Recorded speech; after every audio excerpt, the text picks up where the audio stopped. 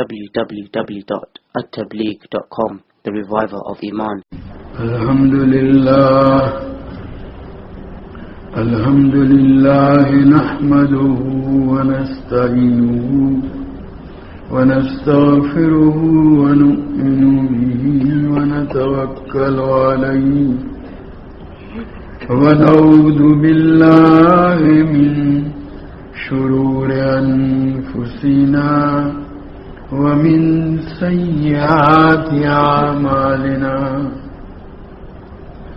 ونعوذ بالله من شرور أنفسنا ومن سيئات أعمالنا من يهده الله فلا مضل له ومن يضلله فلا هادي له ونشهد أن لا إله إلا الله وحده لا شريك له ونشهد أن سيدنا ومولانا محمدا عبده ورسوله أرسله إلى كافة الناس بشيرا ونذيرا وداعيا إلى الله بإذنه وسراجا منيرا صلى الله تعالى عليه وعلى آله وأصحابه وبارك وسلم تسليما كثيرا كثيرا. أما بعد فحدثنا علي بن عبد الله قال حدثنا يعقوب بن إبراهيم قال حدثنا أبي عن صالح قال حدثنا نافع عن ابن عمر رضي الله تعالى عنهما وعنهم عن النبي صلى الله تعالى عليه وسلم قال يدخل أهل الجنة الجنة وأهل النار النار ثم يقوم مؤذن بينهم يا أهل النار لا موت ويا أهل الجنة لا موت خلود. حضرت عبداللہ بن عمر رضی اللہ تعالیٰ عنہما کی روایت ہے کہ نبی کریم صلی اللہ تعالیٰ علیہ وسلم نے ارشاد فرمایا کہ جنت والے جنت میں داخل ہو جائیں گے اور جہنم والے جہنم میں داخل ہو جائیں گے. اس کے بعد ایک اعلان کرنے والا ان کے درمیان اعلان کرے گا یا اہل النار لا موت، کہ جہنمیوں اب موت آنے والی نہیں ہے. وَيَا أَهْلَ الْجَنَّةِ لَا مَوْتَ، اور جنت والوں موت آنے والی نہیں ہے. خلود، ہمیشہ اسی کے اندر رہنا ہے. وہ آپ جو جہنم کفر کی وجہ سے جہنم کا فیصلہ ہوا وہ ہمیشہ اس میں رہے گا، اور جو جنت میں گیا جنت میں ہمیشہ رہے گا. اور گناہوں کی وجہ سے کوئی مومن اگر جہنم میں ڈالا گیا ہے تو اپنے گناہوں کی سزا بھگتنے کے بعد پھر وہ جنت میں بھیجا جائے گا. حدثنا ابو الیمان قال اخبرنا شعیب قال حدثنا ابو الزناد عن العارج عن ابي هريره رضي الله تعالى عنه قال قال النبي صلى الله تعالى عليه وسلم يقال لأهل الجنة يا أهل الجنة خلود لا موت ولأهل النار يا أهل النار خلود لا موت. وہی مضمون جو اوپر حضرت عبداللہ بن عمر رضی اللہ تعالیٰ عنہ کے حوالے سے نقل کیا گیا تھا، یہ دوسری روایت حضرت ابو ہریرہ رضی اللہ تعالیٰ عنہ کی ہے. وہ بھی یہی چیز نقل کرتے ہیں، فرماتے ہیں کہ نبی کریم صلی اللہ تعالیٰ علیہ وسلم نے ارشاد فرمایا کہ جنتیوں سے کہا جائے گا اے جنتیوں تم کو جنت میں ہمیشہ رہنا ہے، موت آنے والی نہیں، اور جہنمیوں سے کہا جائے گا اے جہنمیوں تمہیں جہنم میں ہمیشہ رہنا ہے، موت آنے والی نہیں۔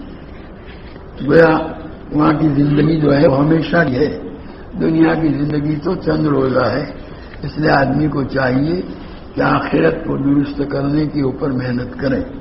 حضرت علی رضی اللہ تعالیٰ عنہ کا مقولہ پہلے ذکر کیا جا چکا ہے اس کتاب الرقاق کے شروع میں کہ تم کو دنیا میں جتنا رہنا ہے اس کے لیے اتنی محنت کرو، اور آخرت کے اندر جتنا رہنا ہے اس کے لیے اتنی محنت کرو۔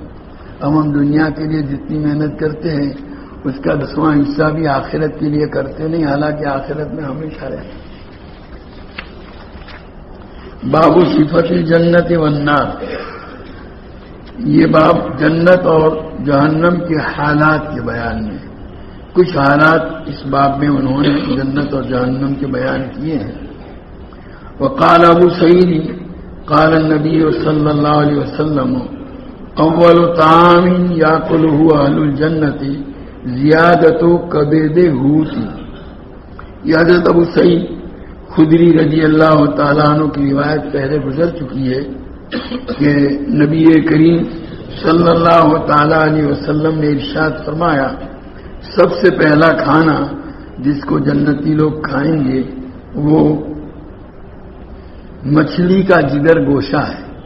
وہ کلیجہ جو ہوتا ہے اس کے ساتھ ایک چھوٹا سا ٹکڑا کلیجے جیسا ہی ہوتا ہے، اس کو زیادت الکبد کہتے ہیں عربی میں، اور اردو میں اس کو جگر گوشہ۔ وہ بڑا عمدہ ہوتا ہے، بڑا لذیذ بھی ہوتا ہے اور سب سے عمدہ ہوتا ہے۔ تو وہ جنتیوں کو سب سے پہلے یہی مچھلی کا جگر گوشہ کھلایا جائے گا۔ یہ حالت بیان کی گویا جنت کی۔ ادنی خلدی، اور یہ جنات و ادنی قرآن پاک میں بہت سی جگہ جنت کے ساتھ لفظ ادنا لگایا گیا ہے، یعنی ایسی جنتیں جو ہمیشہ رہنے والی۔ لفظ ادنا ہمیشگی کا معنی دینے کے لیے آتا ہے۔ ادن تو بیاردن اقم تو، چنانچہ عربی میں بولتا ہے کوئی آدمی کہے ادن تو بیاردن، فلانی زمین میں میں نے قیام کیا، وہاں ٹھہرا، وہاں رہا۔ ومین ہو المادنوں، اور اسی سے لفظ معدن بھی بنا ہے۔ عربی میں معدن کہتے ہیں کان کو، کان میں جو چیز اللہ تعالیٰ نے پیدا فرمائی ہوئی ہوتی ہے پہلے دن سے وہیں وہ ہوتی ہے اور وہیں وہ رہتی ہے، چاہے وہ سونے کی کان ہو یا چاندی کی ہو یا کوئلے کی ہو، جو بھی ہے۔ فی معدن صدق، فی منبت صدق، اب لفظ معدن کی مناسبت سے یہ لفظ بھی بول لیا، قرآن میں استعمال ہوا ہے۔ شریف خاندان کے لیے معدن صدقین بولا جاتا ہے، یعنی منبت صدق، اگنے کی جگہ، یعنی آدمی کے بننے کی جگہ، آدمی کے نکلنے کی جگہ کیا ہے، اس کا خاندان ہے، اسی کو معدن صدقین سے تعبیر کیا جاتا ہے۔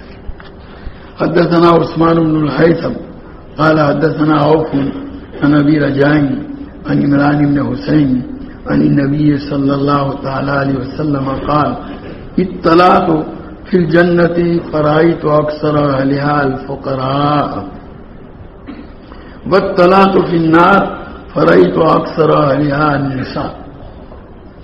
حضرت عمران بن حسین رضی اللہ تعالیٰ عنہ کی روایت ہے، فرماتے ہیں کہ نبی کریم صلی اللہ تعالیٰ علیہ وسلم نے ارشاد فرمایا کہ میں نے جنت کے اندر جھانک کر کے دیکھا تو جنت والوں کی بڑی تعداد، اس کی اکثریت وہ فقراء کی ہے، وہ بڑی تعداد میں جنت کے اندر۔ اب یہ کب جھانکا؟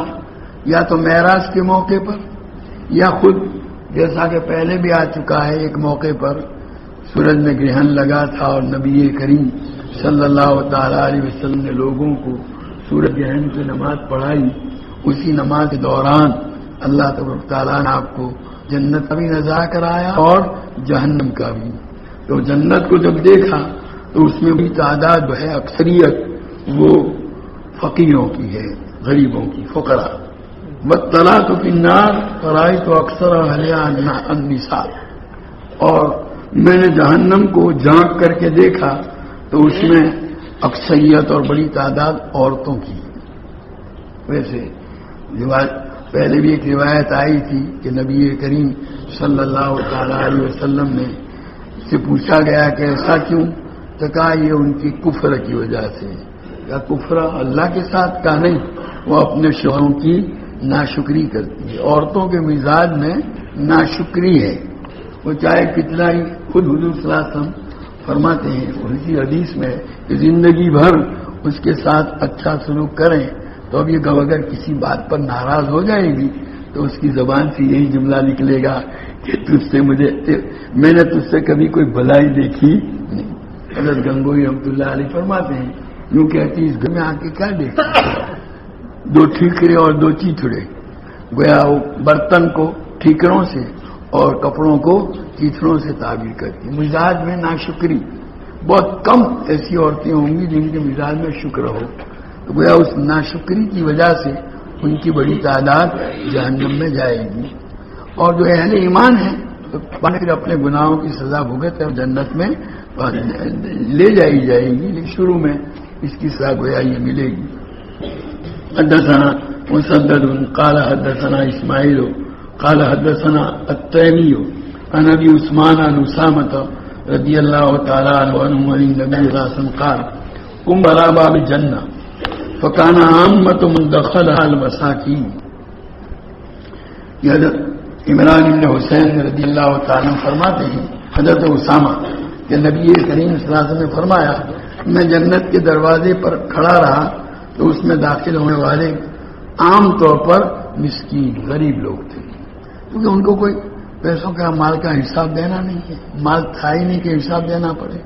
وہ اصحاب الجد محبوسون، اور جو مال والے ہیں وہ فوراً ان کو جنت میں داخلے کا موقع نہیں ملے گا، بلکہ ان سے مطالبہ ہوگا کہ وہ اپنے مال کا حساب دیں. اسی میں دیر لگ جائے گی، 500 سال کی تاخیر تو اسی میں ہو جائے گی.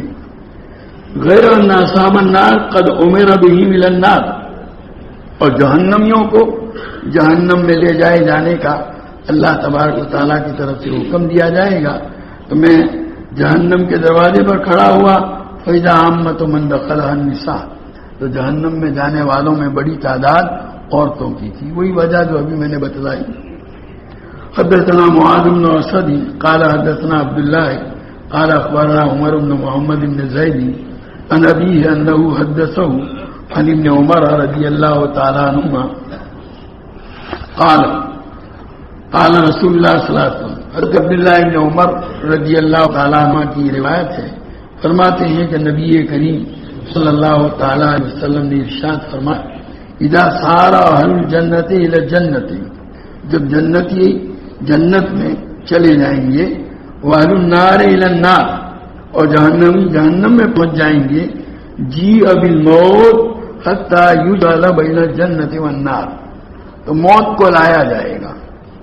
اب کوئی کہہ سکتا ہے کہ موت تو ایک معنوی چیز ہے، وہ کوئی جسمانی چیز نہیں ہے، لیکن اللہ تبارک و تعالیٰ اس وقت اس کو ایک مخصوص شکل، وہ میڈے کی شکل میں لائی جائے گی، موت میڈے کی شکل میں، اور جنت اور جہنم کے درمیان اس کو کھا کیا جائے گا اور پھر اس کو ذبح کیا جائے گا. بات دوسری روایتوں میں ہے کہ پہلے اللہ تعالیٰ جنتیوں سے پوچھیں گے اس کو جانتے ہو؟ کہاں جانتے ہیں، یہ موت ہے، ہم میں سے ہر ایک نے اس کا مزہ چکھا ہے. اور جہنم سے پوچھا جائے گا اس کو جانتے ہو؟ کہاں جانتے ہیں، یہ موت ہے، ہم میں سے ہر ایک نے اس کا مزہ چکھا ہے. اس کے بعد پھر سب دونوں کے دیکھتے ہوئے اس کو ذبح کیا جائے گا. اب ذبح کون کرے گا؟ بعض روایتوں سے معلوم ہوتا ہے کہ حضرت یحییٰ علیہ السلام جو حضرت زکریا علیہ السلام کے بیٹے ہیں وہ اس کو ذبح کریں گے. اور بعض حضرات نے حضرت جبریل کا نام بھی لیا ہے. بہرحال اس کو ذبح کر کے پھر اب کہتے ہیں اعلان کر دیا جائے گا کہ بس اب تو موت کو موت آ گئی، موت ہی ختم ہو گئی. یا اہل الجنت لا موت، یہ جنتیوں اب موت آنے والی نہیں ہے. وہ یا اہل النار لا موت، اور یہ جہنمیوں اب موت آنے والی نہیں. فیزداد اہل الجنت فرحان الی فرحین، تو یہ اعلان سن کر جنتیوں کی خوشی کی کوئی انتہا نہیں رہے. ان کی خوشی 2 بار ہو جائے گی، بلکہ بعض روایتوں میں ہے کہ اگر خوشی سے موت آ سکتی ہوتی تو ان کو خوشی سے موت آ جاتی، لیکن موت ہی ختم ہو چکی تھی۔ اور وَيَنَادُ أَهْلُ النَّارِ حُزْنًا إِلَىٰ حُزْنٍ، اور جہنمیوں کا غم اور ان کی تکلیف 2 بار ہو جائے گی یہ اعلان سن کر، کیونکہ اب تک تو شاید یوں سوچتے ہوں گے کہ موت آئے گی اور موت کے اس مصیبت کا سے چھٹکارا ملے گا، لیکن اب یہ ہوا کہ موت آنے والی نہیں۔ چنانچہ روایتوں میں ہے کہ اگر غم سے موت آتی تو ان کو اس وقت آ جائے گی، لیکن نہیں آئے گی موت۔ حدثنا معاذ بن اسد قال اخبرنا عبد الله قال اخبرنا مالك بن انس عن زيد بن اسلم عن عطاء بن يسار عن ابي سعيد الخدري رضي الله تعالى عنه قال، یہ روایت حضرت ابو سعید خدری رضی اللہ تعالیٰ عنہ کی ہے، فرماتے ہیں قال رسول اللہ صلی اللہ علیہ وسلم ان اللہ یقول لأہل الجنت یا اہل الجنت، حضور صلی اللہ علیہ وسلم نے فرمایا کہ اللہ تعالیٰ جنتیوں کے جنت میں چلے جانے کے بعد ایک موقع پر ان سے پوچھیں گے اے جنتیو، اللہ تعالیٰ ان کو خطاب کریں گے، اے جنتیو، اللہ تعالیٰ جب فرمائیں گے یقولون لبیک ربنا وسعدیک، اس کے جواب میں عرض کریں گے باری تعالیٰ ہم حاضر ہیں، کیا ارادہ ہے؟ فیقول رضیتم، باری تعالیٰ پوچھیں تم راضی ہو، خوش ہو گئے، یعنی تم کو جو بدلہ دیا گیا ہماری طرف سے جنت کی شکل میں تم اس پر راضی ہو؟ فیقولون ما لنا وما لنا لا نرضى وقد آتیتنا ما لم تؤت احدا من خلقک، جنتی جواب میں عرض کریں گے باری تعالیٰ ہم کیوں ناراضی ہوں، آپ نے ہم کو اتنا دیا کہ آپ نے اپنی مخلوق میں سے کسی کو بھی اتنا نہیں دیا، تو ہم کیوں ناراضی نہ ہوں، ہم راضی ہیں۔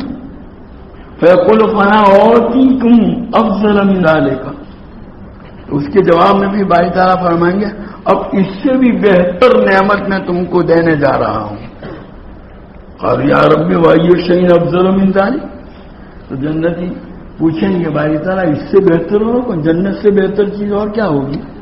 فیقول احل علیکم رضوانی فلا اسخط علیکم بعدہ ابدا، میں اپنی خوشنودی تم کو دیتا ہوں، تم پر اتارتا ہوں، اب تم سے کبھی ناراض نہیں ہوں گا۔ گویا اللہ کی خوشنودی جو ہے وہ جنت سے بھی بڑھ کر ہے، ورضوان من اللہ اکبر، قرآن کہتا ہے ذالک هو الفوز العظیم، کہ اللہ تعالیٰ کی رضامندی اور خوشنودی تمام نعمتوں سے بڑی نعمت ہے، اور اللہ راضی تھا تبھی تو جنت بھی ملی، ورنہ یہ اسی اللہ کی خوشنودی کا ایک اثر ہے جنت، تو اللہ کی خوشنودی سب سے بڑی نعمت ہے۔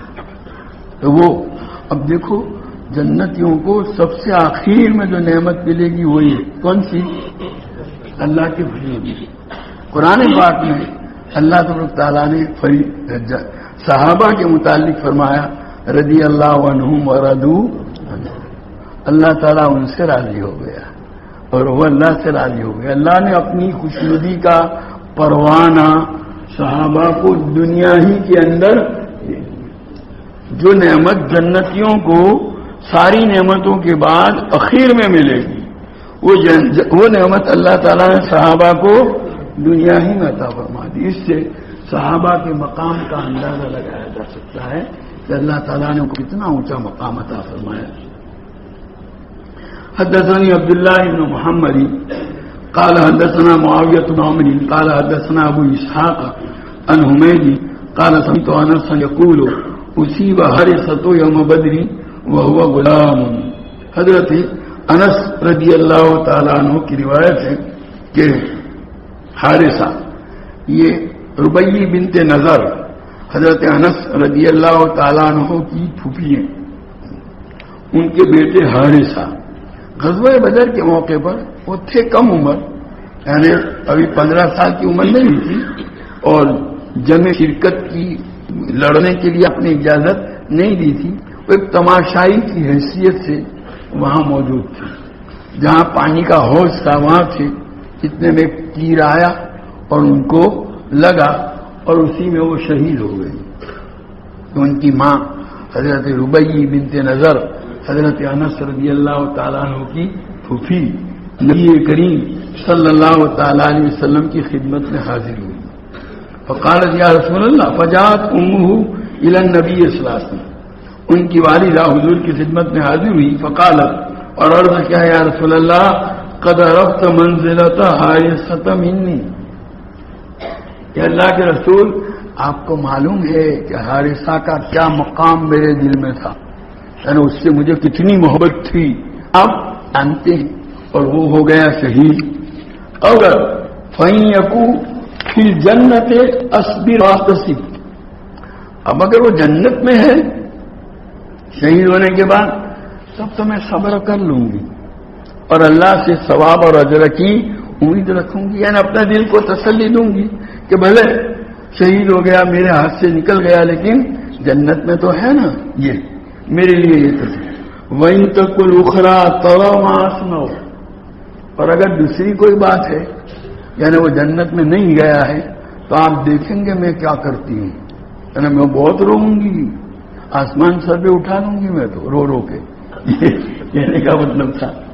فقال وَيْحَكَ أَوَهُ بِلْتِ أَوَ جَنَّةٌ وَاحِدَةٌ هِيَ إِنَّهَا جِنَانٌ كَثِيرَةٌ وَإِنَّهُ فِي جَنَّةِ الْفِرْدَوْسِ. اس پر حضور صلی اللہ علیہ وسلم نے جواب میں فرمایا افسوس ہے تجھ پر اے ربیے، کیا تمہاری عقل ماری گئی؟ کیا جنت ایک ہی جنت ہے؟ نہیں، بہت ساری جنتیں ہیں، ان میں سب سے اعلیٰ کون ہے؟ جنت الفردوس، اور تیرا چھوکرا اس میں ہے. تو اب تجھے خوش ہوئے بھائی جنت کا ایک حال بتلایا اور وہ جنت الفردوس کے اندر ہے.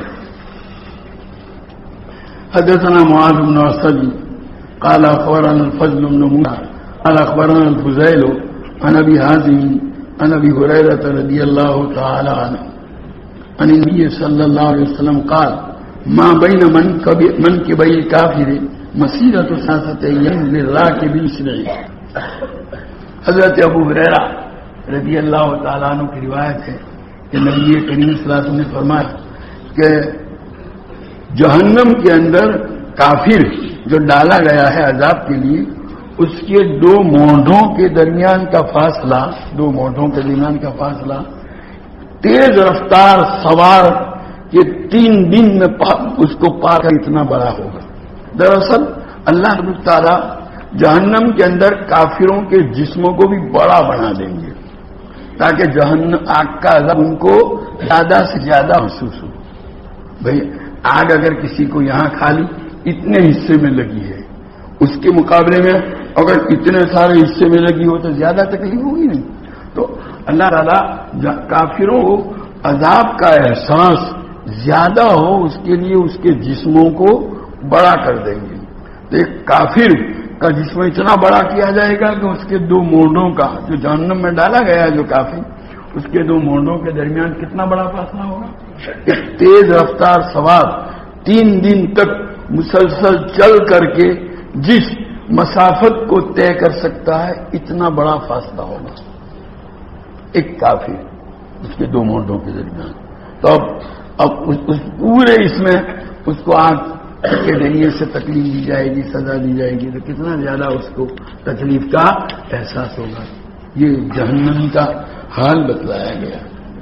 وقال اسحاق بن ابراہیم اخبرنا المغیرہ بن سلمۃ قال حدثنا وهيب عن ابي حازم عن سالم بن سعد رضي الله تعالى عنه عن رسول الله صلى الله عليه وسلم قال ان في الجنة لشجرة يسير الراكب في ظلها 100 عام لا يقطعها. حضرت سالم بن سعد ساعدی رضی اللہ تعالیٰ عنہ کی روایت ہے، نبی کریم صلی اللہ علیہ وسلم سے نقل کرتے ہیں کہ جنت کے اندر ایک درخت ہے کہ اس کا سایہ اتنا بڑا ہوگا کہ کوئی تیز رفتار سوار، یہاں لفظ راکب ہے، دوسری روایتوں میں راکب المسرع، تیز رفتار سوار اس سائے کو 100 سال تک چل کر کے سواری پر چل کر کے پورا کر سکے گا. اس سے جو درخت کتنا بڑا ہوگا کہ اس کا سایہ اتنا پھیلا ہوا ہے کہ تیز رفتار سوار بلٹ ٹرین سے بھی آگے کہہ سکتے ہیں، وہ اس سائے کو جو ہے 100 سال کے اندر کیا کرے گی؟ پورا کرے گا. اتنا بڑا سایہ ایسا ایک درخت جنت میں، وہ درخت طوبہ، وہ جنت لائق تو ہوا کہ وہ 100 سال تک چلے گا تو بھی پار نہیں کرے گا، پورا نہیں ہوگا وہ سایہ، اتنا بڑا درخت ہے وہ درخت طوبہ۔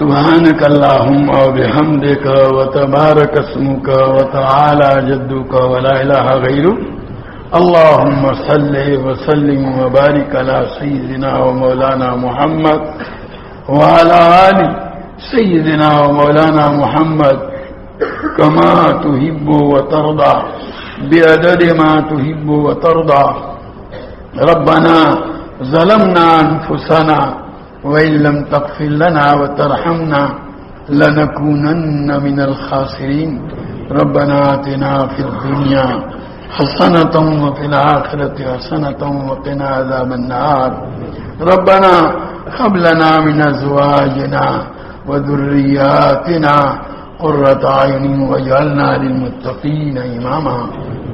اے اللہ تو ہمارے گناہوں کو معاف فرما، ہماری خطاؤں سے درگزر فرما، تیری مرضیات پر تو ہم کو زیادہ سے زیادہ چلا کر تیری نامرضیات سے ہماری پوری حفاظت فرما۔ نبی کریم صلی اللہ تعالی علیہ وسلم کے طریقوں اور سنتوں کو اپنی زندگی کے ہر شعبے میں جاری کرنے اور اپنانے کی تو ہمیں توفیق و سعادت عطا فرما۔ حضور اکرم صلی اللہ تعالی علیہ وسلم کے طریقوں کی محبت اور غیروں کے طریقوں کی نفرت ہمارے قلوب کے اندر ڈال دے۔ اے اللہ تمام رذائل سے ہم کو پاک اور صاف فرما کر محاسن اخلاق سے مزین فرما، تیری معرفت و محبت کے انوار سے ہمارے قلوب کو منور فرما، تیری یاد سے ہمارے دلوں کو آباد فرما، دوام ذکر اور دوام طاعت کی ہمیں توفیق عطا فرما، تمام اعمال میں اخلاص، اتباع اور احتساب کی کیفیت نصیب فرما۔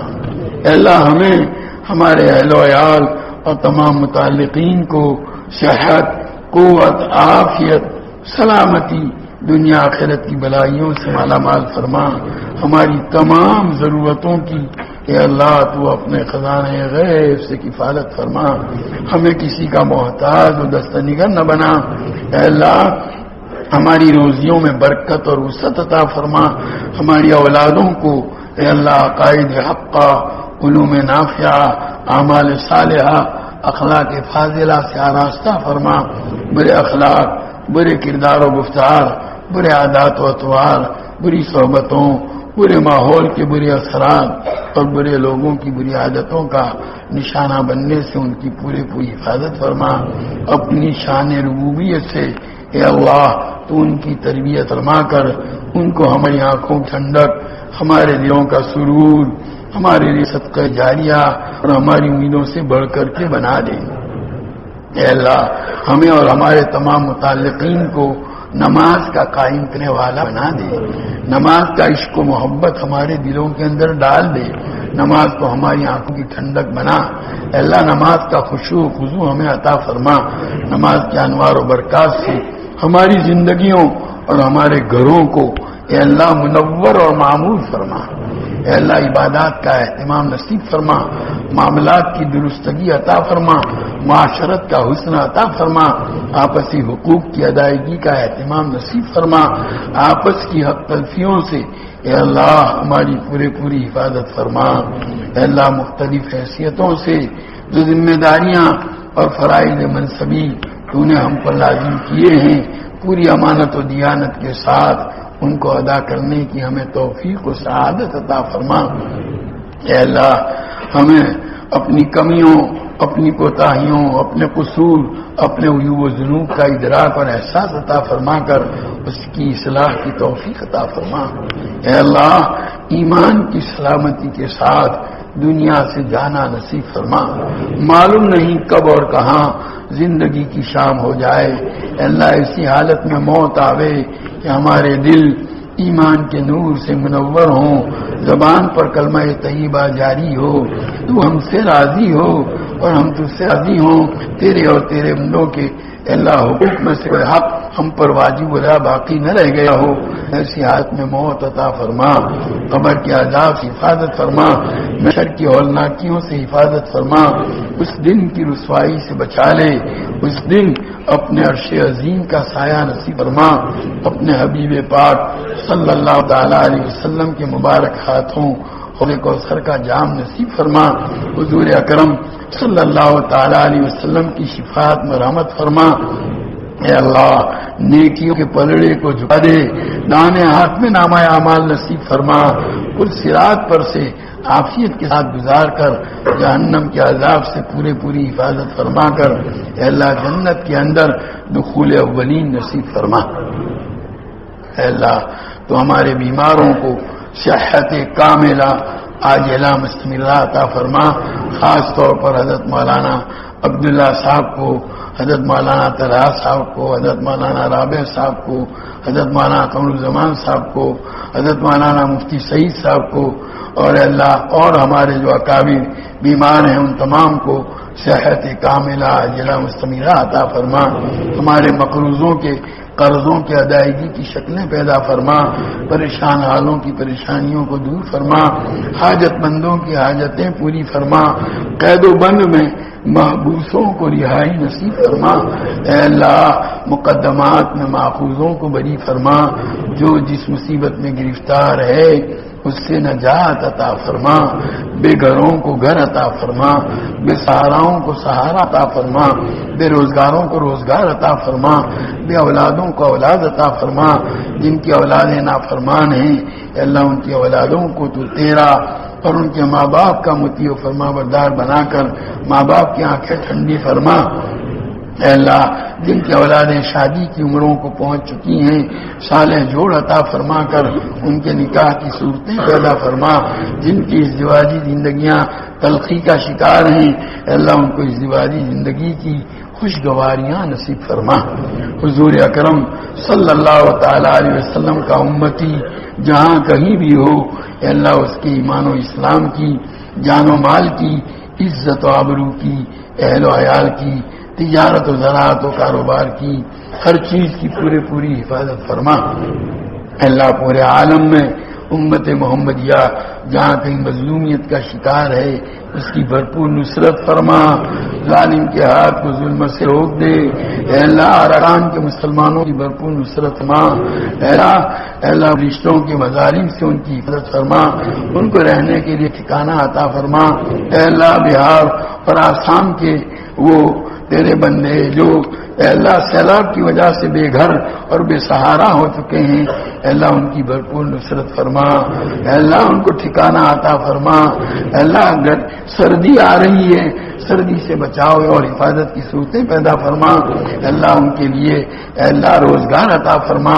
حلال کشادہ برکت والی روزی عطا فرما. اے اللہ ان تمام کی حاجتیں پوری فرما. اے اللہ شیعت اور رافضیت کے شر اور ان کے اے اللہ سازشوں اور غلبے سے عالم اسلام کی حفاظت فرما. اے اللہ شرق اوسط کے حالات کو اہل حق کے حق میں سازگار بنا دے. ممالک اسلامیہ کے سربراہوں کو ہدایت عطا فرما. بے دینوں ملحدوں کی سربراہی سے ان ممالک کو نجات عطا فرما کر دیندار امانت دار غیرت ایمانی سے بھرپور ہاتھوں میں اقتدار عطا فرما. جو اپنے اپنے علاقوں میں شریعت مطہرہ کو جاری و ساری کرنے والے ہوں اے اللہ ترکی کے حکمرانوں کی بھرپور نصرت فرما. اے اللہ غیروں کی سازشوں اور اپنوں کی غداری سے ان کی پوری حفاظت فرما. خلافت راشدہ کے نسبت خلافت اسلامیہ قائم فرما. اے اللہ حرمین شریفین کی حفاظت فرما. اے اللہ اس ملک میں امن و امان کی فضائیں قائم فرما. یہاں بسنے والی قوموں میں آپس میں محبت، رواداری، حسن سلوک کو عام فرما. اللہ جو لوگ ان کے قلوب کے اندر بغض اور عداوت کے بیج بو کر کے اپنے ناروا مقاصد کو حاصل کرنا چاہتے ہیں ان کی سازشوں کو ناکام کر دے. اے اللہ جو لوگ اے اللہ ہندوتو کے علم بردار ہیں اے اللہ اور اے اللہ اس سلسلے کو اس ملک میں جاری کرنے کا ارادہ رکھتے ہیں اور اس کے لیے اندرونی طور پر اللہ سازشوں میں مشغول ہیں، اللہ ان کی ساری سازشوں کو ناکام کر دے، ان پر الٹ دے، اللہ اپنے فضل کا معاملہ فرما دے۔ اے اللہ گجرات کے آنے والے الیکشن کے اندر اے اللہ مسلمانوں کے لیے خیر کی صورتیں پیدا فرما۔ اے اللہ جو لوگ اے اللہ مسلمانوں کو ہر قسم کے انسانی اور اے اللہ شہری حقوق سے محروم کرنے کے اے اللہ تدبیریں کر رہے ہیں، اے اللہ ایسوں کے حکم پر سر اقتدار آنے سے حفاظت فرما۔ اے اللہ ایسوں کا استحصال فرما، اے اللہ ایسوں کا استحصال فرما، ایسوں کا استحصال فرما۔ اے اللہ اس موقع پر مسلمانوں کو سمجھداری سے اور غیرت ایمانی سے کام لیتے ہوئے اے اللہ اپنے حق کے اے اللہ رائے دہی کو پوری قوت کے ساتھ استعمال کرنے کی توفیق عطا فرما۔ اے اللہ تمام مسلمانوں کو اے اللہ اس سلسلے میں مستعد فرما دے، اے اللہ ان کو متحد فرما دے، اے اللہ مل جل کر کے اے اللہ اس آنے والے فتنے کا مقابلہ کرنے کی توفیق اور صلاحیت عطا فرما۔ اے اللہ اس موقع پر مسلمانوں کو صالح اور امین اور ناصح مضبوط قیادت عطا فرما۔ اللہ اپنے فضل کا عطا معاملہ فرما دے، ہم سب سے راضی ہو جا۔ اللہ ہمارے والدین، ہمارے اساتذہ، ہمارے مشائخ جنہوں نے ہماری تعلیم و تربیت کے لیے مشقتیں اٹھائی، تکلیف جھیلی، اللہ ہماری غفلتوں کو برداشت کیا، ان کو ہماری طرف سے تو اپنی شان بہترین بدلہ دنیا اور آخرت کے اندر عطا فرما۔ جو جا چکے ہیں ان کی قبروں کو نور سے بھر دے، اپنی رحمتوں مغفرتوں سے ڈھانپ لے، جنت الفردوس میں اعلیٰ مقام و مراتب عطا فرما۔ جو موجود ہیں ان کی عمروں میں، ان کی صحت و قوت و عافیت میں، ان کی کارائے خیر میں اللہ ان کی علمی ملی دلی خدمات میں بے انتہا خیر و برکت عطا فرما کر ان کی قدردانی کی ہمیں توفیق عطا فرما۔ حضرت مولانا یوسف بودانیہ صاحب کو اللہ مکمل صحت و شفا عطا فرما۔ اے اللہ تو نے جو صلاحیتیں، جو قوا، جو نعمتیں ہمیں عطا فرمائی ہیں ان سب کو تیرے دین، علم دین اور ایمان و اسلام کی اشاعت کے لیے، حفاظت کے لیے، خدمت کے لیے استعمال کرنے کی توفیق عطا فرما۔ ان قیمتی سرمایوں کو دنیا کے پیچھے ضائع کرنے سے ہماری حفاظت فرما۔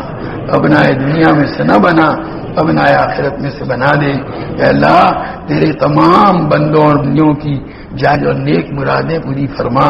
جتنی خیر اور بلائی تیرے حبیب پاک صلی اللہ تعالی علیہ وسلم نے مانگی اور بتلائی ہے ہمیں اور اپنی امت کو عطا فرما، اور جن شرور و برائیوں سے پناہ چاہیے اس سے ہماری اور پوری امت کی حفاظت فرما۔ جو چیزیں مانگی ہیں وہ بھی عطا فرما، مانگنے سے رہ گئی وہ بھی عطا فرما۔ آج تک تجھ سے مانگ کر کبھی محروم نہیں ہوئے، اب بھی اور آئندہ بھی محروم نہ فرما۔ ربنا جینا کا تائبین فلا تردنا خائبین، ربنا تقبل منا انك انت السميع العليم وتب علينا انك انت التواب الرحيم۔ صلی اللہ تعالی علی خیر خلقه سیدنا مولانا محمد وآلہ وصحبہ اجمعین برحمتہ۔